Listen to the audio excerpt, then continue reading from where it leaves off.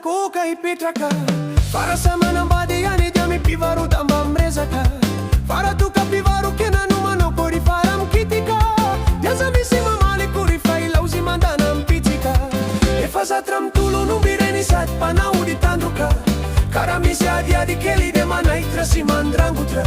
Isanandro de miosindra mios menaka trany am sangany Fanompona fony isanandro vaky manasany akanjo lambany Ka tsy lasary anona oka ihany hijanona Mpivarodamba no reviko fara Mpivarokena vereziko Eo ienao razorza dia tao divorsa Fa aleoko manano tena toiza ianambady Mpivarokena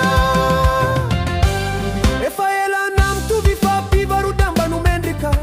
Fara zay Mpivarokena erintona ny sambo dia rendrika Refa afaka erintona dia tsy maintsy mitrangany ditrany Ani sotry sy andravoangy besara ty misy tsipany Efa tongeny ambona kalana ka misy ela miantona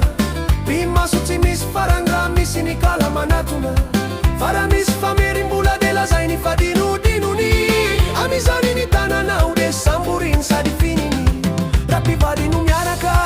de angamba isaraka Izy gnady amivakilo fa itsikitsikiny lay ramatu Ori kala vohirana ra tsy te usahirana Azy reny no idirana fa tadiavo zay tany andosirana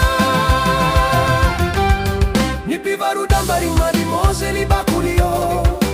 Ny Mpivarodamba ry madimôzely saolio Madio saina sy madio fora olombelona Ka tsy fikorano sanandro izy ireo mba ho ela velona Ny Mpivarodamba na olon-debe na tovola